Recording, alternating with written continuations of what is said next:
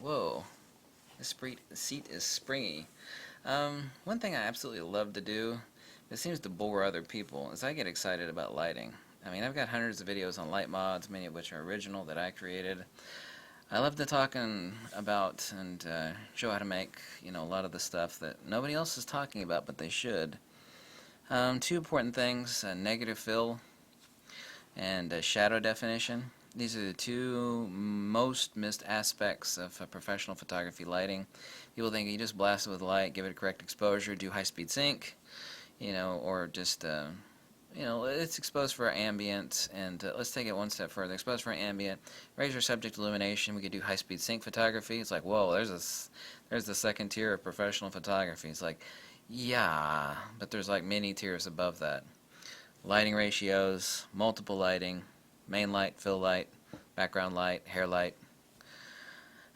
Negative fill and shadow definition.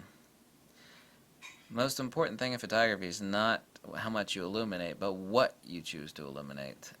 Negative fill is to draw away unnecessary mid-tone or diffuse illumination to the subject where you do not want it. It's like, wow, the subject is perfectly illuminated. Everything's in focus. Great. You got a nice flat photograph that looks like a high resolution or high megapixel snapshot taken with an iPhone, except it's a lot higher megapixel count. Shadow definition.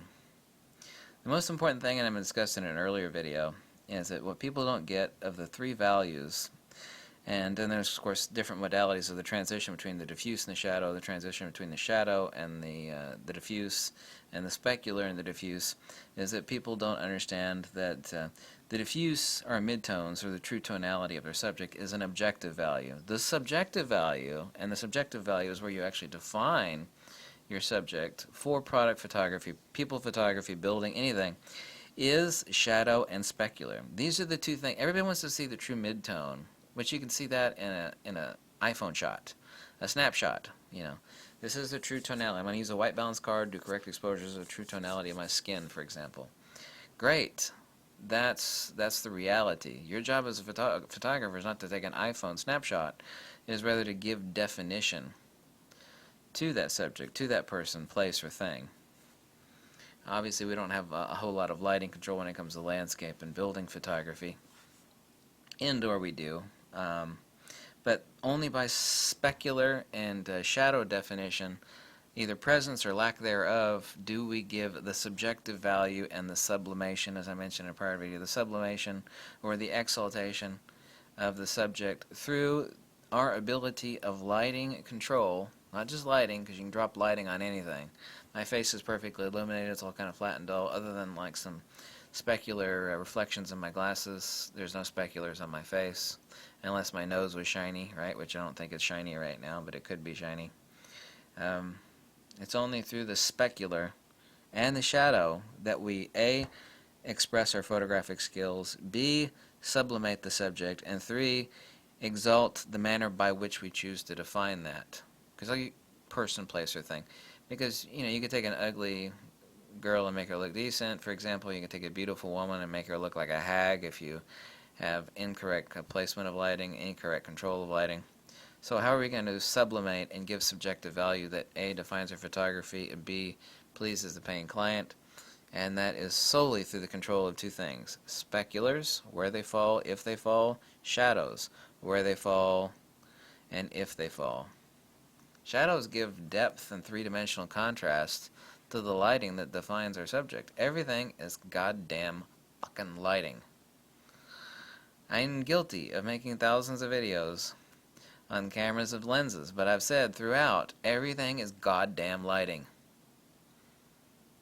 Oh my god, he cussed. Let's say it again. Everything is goddamn lighting. Well, that's not exactly true. I should have, along the entire point in time, said right alongside it, like Siamese twins. The Siamese twin of everything being lighting is lighting control. You can drop light on anything, but it doesn't give it definition. You're not, like these right now. If this was just a single snapshot of my face, there's nothing there that's been giving me any definition. All you're seeing is the mid-tone of everything as I'm blending into the background. only separated by the EV value of the reflectance of my skin compared to the background.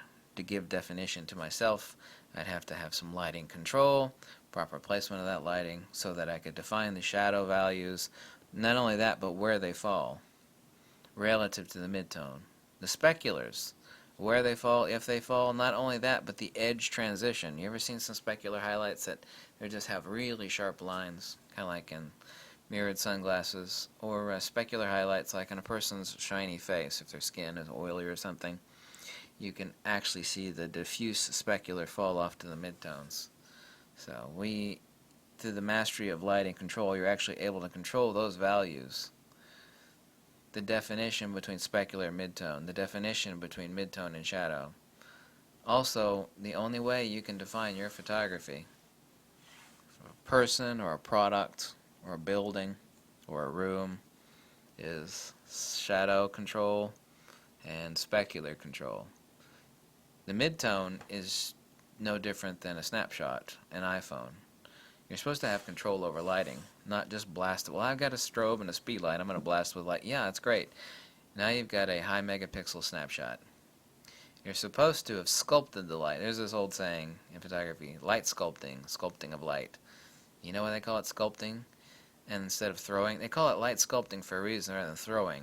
You know, like when you have a hunk of clay, most photography today is like throwing a hunk of clay. It's like, there it is. It's like, yeah, that's like lighting. It's called light sculpting for a reason, because you throw down the light, but then you sculpt it.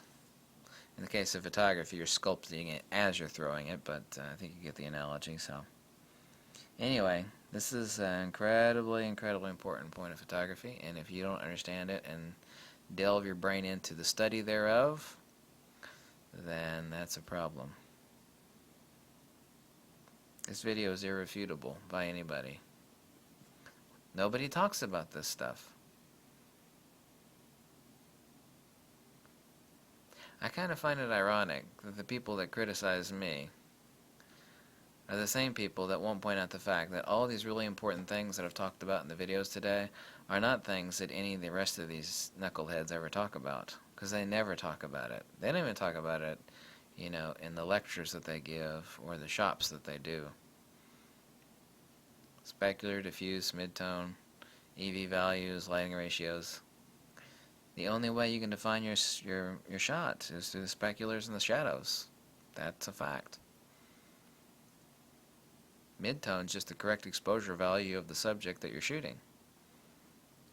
Something to show the proper reflectance and coloration of my skin tone.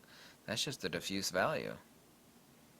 How important is that? It's insanely important. Thank you so much for watching. Like these videos, drop me a buck or two, tell me to jump off a cliff, whatever makes you happy. Bye.